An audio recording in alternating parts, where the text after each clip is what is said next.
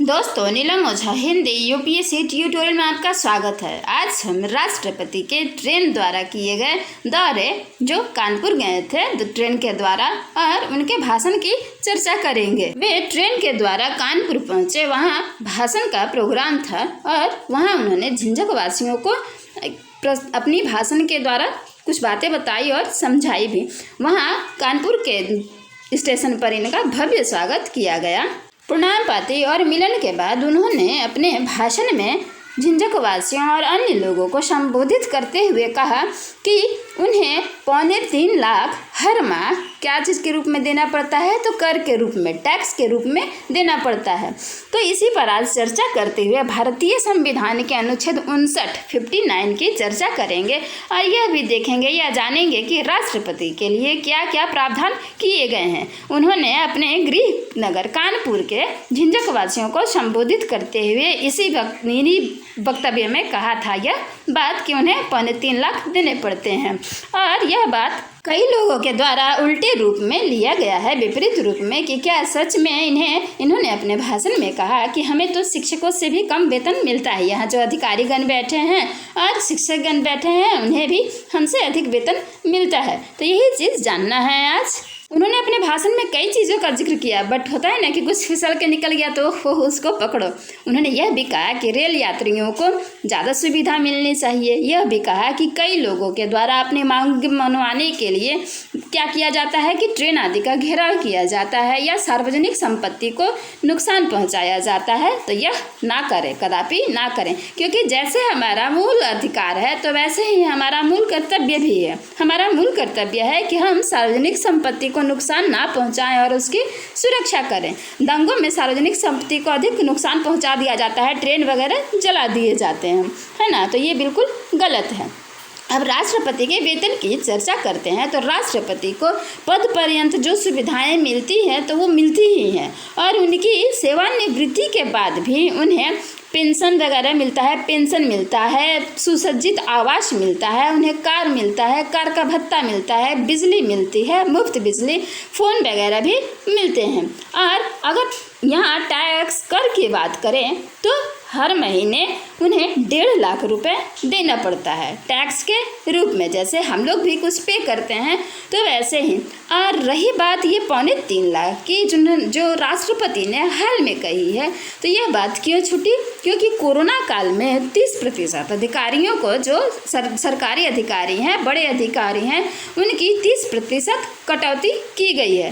तो इस हिसाब से अभी राष्ट्रपति के 3.25 लाख हो जाते हैं। और अगर उनकी सैलरी की बात करें तो 1951 से ही हम लोग देख सकते हैं, 1951 से ही देख सकते हैं कि उनकी सैलरी 10,000 सैलरी थी और प्लस 15,000 अलाउंस था, यानी भत्ता। 1985 के संशोधन के बाद क्या किया गया? 15,000 सैलरी प्लस 30,000 भत्ता निर्धारित किया गया।